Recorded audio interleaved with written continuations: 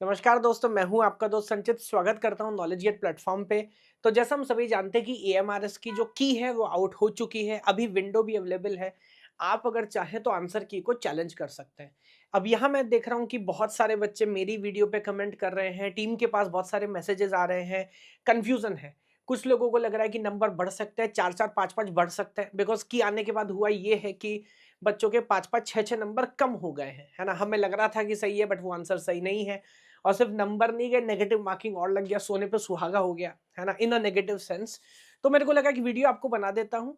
और last time भी जब ईएमआरएस का पेपर हुआ था, कुछ क्वेश्चन चैलेंज हुए थे, क्या हुआ था उस केस में, तो सारी बात पूरी कहानी आपको समझा दूंगा। क्या प्रोसेस है, कैसे आप चैलेंज कर सकते हैं। उसके बाद 2023 में जब हुआ था तो कौन से 3 रूल है जो ईएमआरएस आमतौर पे फॉलो करता है और एक्चुअली हमें करना चाहिए कि नहीं करना चाहिए। तो सारी बातें एक एक करके आपको समझाता हूँ। तो I will go one by one. तो सबसे पहले आप समझेंगे कि अभी जो की है इसीलिए उसको बोलते हैं प्रोविजनल की है, मतलब फाइनल की नहीं है, ओपन टू चैलेंज है ना। और आप चैलेंज कर सकते हैं। फीस क्या है? तो पर क्वेश्चन 1000 रुपीज फीस है। तो जाहिर सी बात है कि ये हमारा चाहता है कि बहुत ज्यादा चैलेंजेस ना हो, है ना। और इसका कारण क्या है वो भी आपको समझाऊंगा। तो पर क्वेश्चन 1000, तो मान लीजिए अगर आपको लग रहा है कि 4 क्वेश्चन गलत है तो आपको 4000 फीस भरनी पड़ेगी, तब आप हर एक क्वेश्चन चैलेंज कर सकते हैं विद सॉलिड प्रूफ। बट अच्छी बात क्या है, ये रिफंडेबल है अगर आपका चैलेंज एक्सेप्ट हुआ तो। यानी कि अगर ये हमारे से मानता है कि हाँ ठीक है, हमारा आंसर गलत था, आपका आंसर सही है, या आप सही बोल रहे थे, हमारा क्वेश्चन ही गलत है, तो मिलेंगे। बट ऐसे होने की प्रोबेबिलिटी ना के बराबर होती है, आपको समझाऊंगा भी डेटा के साथ।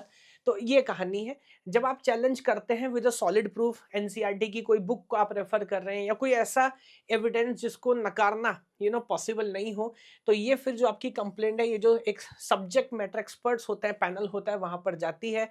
और अगर उनको ऐसा लगता है कि हाँ आप ठीक बोल रहे हैं, तो फिर की को रिवाइज किया जाता है। अब किस तरह की प्रॉब्लम, उसका क्या सॉल्यूशन होगा आगे बात करूंगा। जो कि पहले हुआ था, नई रिवाइज की आएगी और उस बेस पे अगर रिजल्ट चेंज हो रहा है तो हर बच्चे का रिजल्ट चेंज होगा। तो यहाँ पर एक बात देखिए जानने की है, ऐसा नहीं है कि अगर आप चैलेंज कर रहे हैं तो सिर्फ आप ही के नंबर बढ़ेंगे, या किसी और ने चैलेंज किया और वो चैलेंज एक्सेप्ट हुआ तो उसके नंबर बढ़ेंगे। फायदा सबको होगा, नुकसान सबको होगा, है ना। अब आपको समझाता हूं कौन कौन से 3 सिनेरियो हैं। और ये 2023 में हो चुका है लास्ट रिक्रूटमेंट साइकिल में। तो पहला एक आइडिया है कि बोर्ड ये मान ले कि हाँ ठीक है, क्वेश्चन ही गलत था, है ना। ऑप्शंस या क्वेश्चन में कुछ टेक्निकल एरर थी या ट्रांसलेशन में कुछ गड़बड़ हो गई और मिस्टेक है। इस केस में आंसर क्या होता है? Marks to all. तो यहां पर सबको नंबर मिल जाते हैं। अब इस बात से फर्क नहीं पड़ता कि वो क्वेश्चन आपने अटेम्प्ट किया था कि नहीं किया था, प्लीज अंडरस्टैंड, है ना। क्योंकि बहुत सारे पेपर ऐसे होते हैं जहां पर नंबर आपको तब मिलेंगे जब आपने अटेम्प्ट किया। बट यहां पर ऐसा नहीं है। अगर वो ये मान रहे हैं कि क्वेश्चन गलत है, तो आपने अटेम्प्ट किया हो नहीं किया हो, कोई भी ऑप्शन क्लिक किया हो, आपको वहां पर आंसर, आपको फुल मार्क्स मिलने वाले हैं, हर बच्चे को। तो बेसिकली अगर मान लेते हैं इस बार ऐसा हुआ कि एक क्वेश्चन माना गलत हुआ, तो सबको +1 यहां पर हो जाएगा। जितने भी एक क्वेश्चन के मार्क है उतने सबको प्लस हो जाएंगे। ये पहला सिनेरियो है।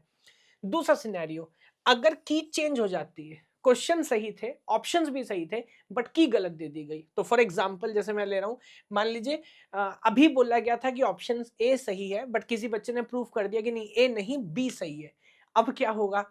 अब किसी को फायदा, किसी को नुकसान। जो ए वाले थे उन सबके नंबर कटेंगे, नेगेटिव मार्किंग उन्हें मिलेगी। और जो बी वाले थे उनके नंबर बढ़ जाएंगे। तो ऐसा नहीं, सबको जिन्होंने अटेम्प्ट किया है बी, क्योंकि दोनों ऑप्शन तो सही नहीं है, अब नए लॉजिक के हिसाब से बी वाला सही है, तो ए वालों को नुकसान होगा, बी वालों को फायदा होगा। तीसरा एक सिनेरियो क्या है, कभी कभी यहां पर ऐसा भी देखा गया है, और इसका मैं एक प्रूफ भी लाया हूं, है ना। दिल्ली हाई कोर्ट ने 2024 में फैसला किया लास्ट ईयर, जो 2023 की साइकिल थी उसमें एक क्वेश्चन ऐसा था जिसके दोनों ऑप्शन सही थे, है ना। बोला गया ए सही है, लेकिन बच्चे ने प्रूफ किया नहीं, ऑप्शन बी भी सही है, और उसका एक अच्छा प्रूफ भी दिखाया। तो अब कोर्ट ने यहाँ पर क्या फैसला किया? दोनों को नंबर मिलेंगे। तो जिन्होंने ए किया था उनको भी नंबर मिलेंगे, जिन्होंने बी किया उनको भी नंबर मिलेंगे। बट अगर आपने अटेम्प्ट नहीं किया या आपने सी या डी मार्क किया है, तो ऑब्वियसली आपको नंबर नहीं मिलने वाले। ये 3 सिनेरियोज है ना। तो आई थिंक मैंने आपको बता दिया क्या मैकेनिज्म है, कैसे आप अप्लाई कर सकते हैं चैलेंज के लिए। वो आप ऑनलाइन पोर्टल देखेंगे लोगों ने, और बहुत सारी वीडियो भी बनाई है, आप जाके चैलेंज कर सकते हैं। बट प्रूफ सॉलिड होना चाहिए, ऐसा नहीं मेरे को लगता है ना। जैसे कोर्ट में केस करते हुए बताया जाता है ना, इस नियम में ये पैनल जो भी बोलते हैं, भारतीय न्याय संहिता भी जो चेंज हो गया उसके हिसाब से ऐसे ही आपको प्रूफ देना पड़ेगा, एनसीईआरटी की बुक या किसी स्टैंडर्ड बुक में जो लिखा हुआ है। अब बात कर लेते हैं रियलिटी में क्या होगा। टोटल बहुत सारे लोग बोल रहे हैं 8 क्वेश्चन गलत है, 10 क्वेश्चन गलत है, बट पेपर भी अलग-अलग है। आम तौर पे माना जाता है 1 से 2 क्वेश्चन ही शायद ऐसे होंगे किसी भी इंडिविजुअल पेपर के अंदर जो कि चैलेंज होंगे और जो कि एक्सेप्ट हो जाएँगे। चैलेंज तो कोई कितना भी कर ले, जो कि एक्सेप्ट होंगे। तो अगर और 2023 में भी ऐसा ही हुआ, मैंने केवीएस भी स्टडी किया, मैंने एनवीएस का भी ट्रेंड स्टडी किया। बोर्ड इस बात को बहुत ज़्यादा एंटरटेन नहीं करता कि बहुत सारे चेंजेस हों, ठीक बात है। और बहुत सारी चीज़ें इतनी सब्जेक्टिव भी हैं कि उनको प्रूफ करना बहुत मुश्किल हो सकता है। तो इन जनरल कितना चेंज होगा, आई डोंट थिंक कि फाइनल रिजल्ट में बहुत ज़्यादा चेंज होने वाला है। 1-2 नंबर ऊपर या नीचे ज़रूर जा सकता है, वो भी अगर उस तरह का सिनेरियो हुआ, जो हमने देखा फर्स्ट वाला सिनेरियो सभी को नंबर मिले, तो कोई फ़ायदा नहीं, है ना? अगर इस तरह के सिनेरियो हैं, तो हो सकता है कि फ़ायदा नुकसान हो, कभी-कभी ड्रॉप भी कर दिया जाता है क्वेश्चन, बेसिकली ड्रॉप कर दिया तो सबको नंबर मिल गया, या फाइनल जो रिजल्ट मिला वो मान लीजिए 99 में से बन गया, तो भी एक ही बात है, कोई फ़र्क नहीं पड़ता। तो कंक्लूजन ये है सर, बहुत ज़्यादा इस चीज़ में सोचना नहीं चाहिए आपको।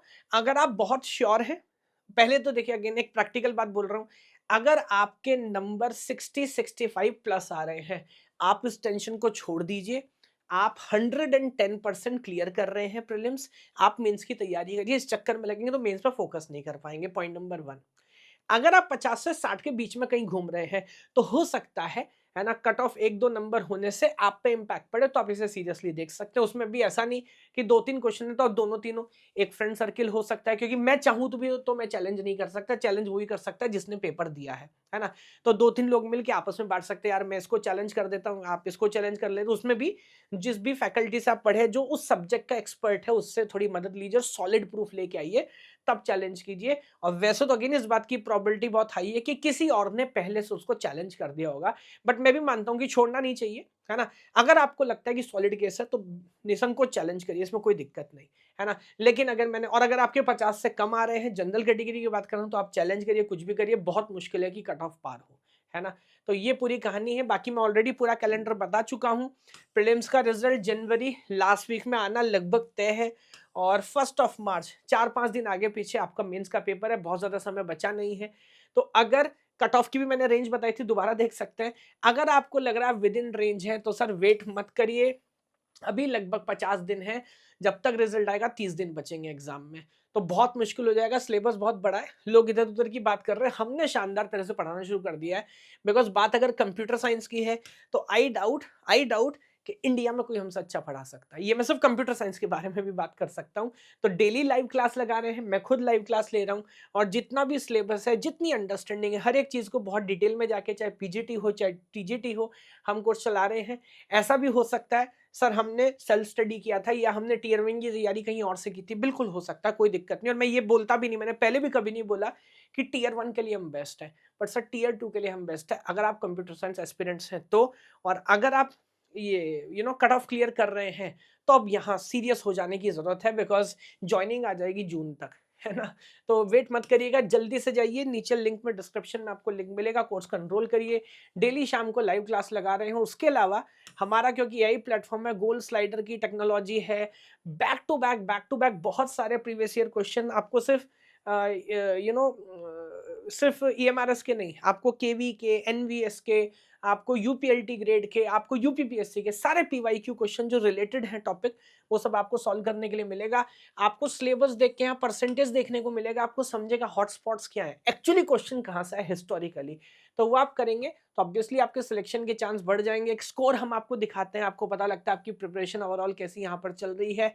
टेस्ट सीरीज़ यहाँ पर उसके बाद हम कराने वाले हैं, और आप पूरा कम्युनिटी है गवर्नमेंट जॉब्स की, कोई क्वेश्चन पूछ सकते हैं, कोई और क्वेश्चन पूछ रहा है, उसको आंसर करते हैं। और जैसे मैंने बोला, लाइव क्लास ऑलरेडी कैलेंडर है ना? सीएन में पढ़ा चुका हूँ, आगे हो सकता है फिर से रिपीट करूँगा, अभी सीओए चल रहा है, फिर अंकुश सर पाइथन लेने वाले हैं, then DBMS, then emerging trade, and then society laws and ethics. तो बहुत शानदार तरीके से पूरा कोर्स चला रहे हैं।